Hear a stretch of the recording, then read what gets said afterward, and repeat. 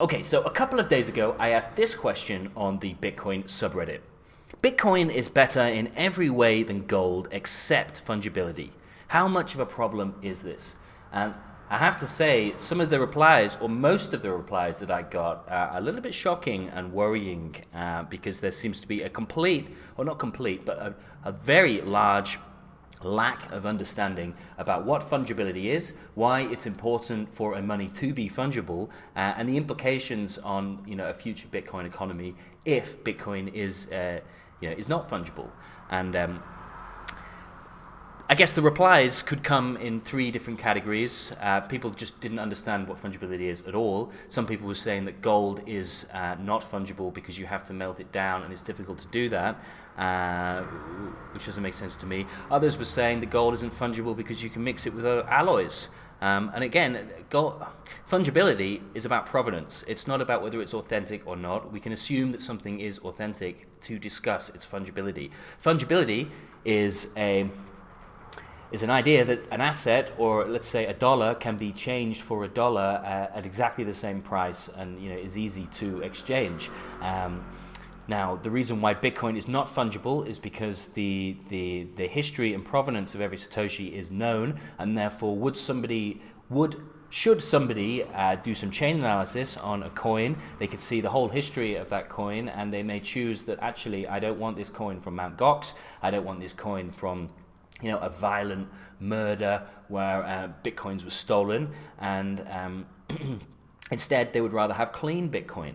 Now, for me, Bitcoin not being as fungible as gold is not a deal breaker, but it's definitely something that we as a community should talk about and certainly should know the concept. Whereas it seems like of all 76 comments, not necessarily users, I guess, only one person seemed to really understand what fungibility is, and that Bitcoin is not fungible and gold is more fungible. Now, between making this post and making this video, Kevin O'Leary of Shark Tank fame has come out, and he's done a big 180 really, from arguing with Pomp for years about Bitcoin being garbage and not wanting to swap his real money for fake money, as he calls it. I would never buy Bitcoin. He's come out now and said that actually he is going to buy Bitcoin. He likes it. He was wrong, as he's got new information, and he's going to allocate a 3% weighting of his overall portfolio into Bitcoin, which is great news. However, which is not great news, is the speed with which Kevin O'Leary has come out and started discriminating between the types of coins that he wants. He says he wants a 3% weighting or a holding in Bitcoin. He's going to get that, but the type of coins that he wants virgin coins, not black coins, not blood coins, virgin coins. Bitcoin. I do not want to own Bitcoins mined in China, because I'm very unhappy with my relationship with the Chinese government regarding my investments there. So I choose not to invest in coin mined there. I do not want to own coin that has a bad provenance. In other words, blood coin, not interested in that. So I have very specific metrics upon which I am going to own coin. The most important to me is to mine it myself. So it's a virgin coin. No one can say to me that you basically mined this and found it from somewhere where they were wasting energy, or they were not carbon neutral, or they came from a country that's under sanction. This is a big deal for me and plenty of other shareholders too. And number one, above all, everybody knows it takes a tremendous amount of electricity to mine coin. I'm not doing it where it's being wasted. I'm going to places, talking to partners that are in places like Iceland and Denmark and Northern Canada, where they don't pay for air conditioning. So there's a lot of this. To get my head around doing this, I've been working for months, but I think my plan is one that anybody would do when they care about the environment.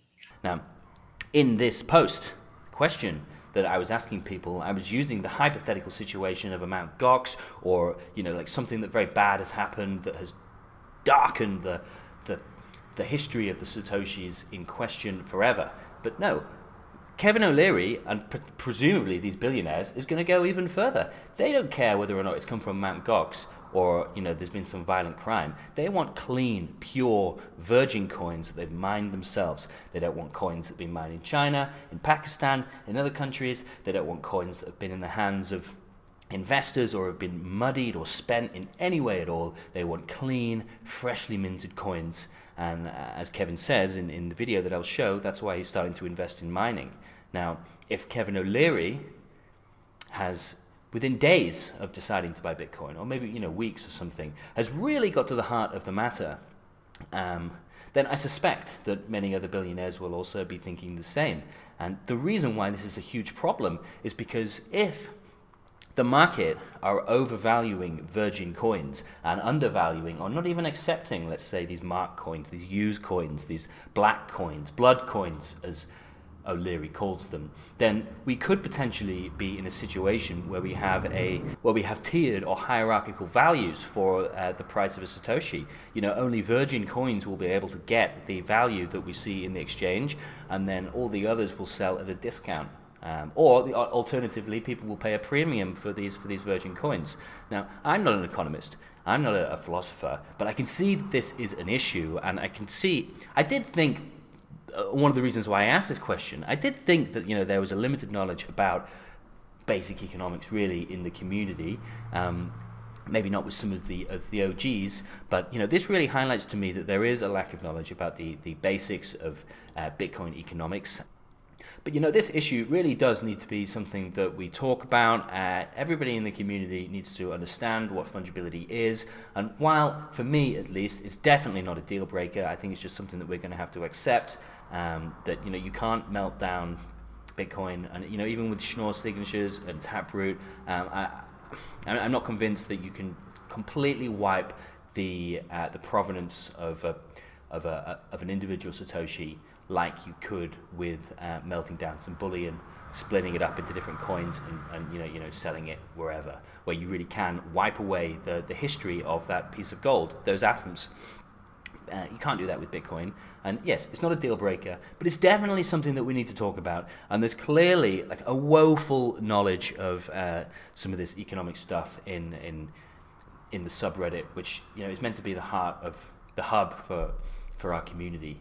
So yeah, anyway, this is the Bitcoin briefing. We'll have more news and analysis and in-depth discussion about Bitcoin coming up hopefully tomorrow, or maybe if I'm too busy it'll be the day after.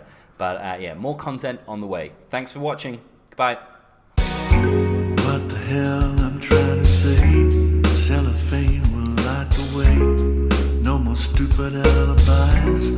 Only ends up someone crying.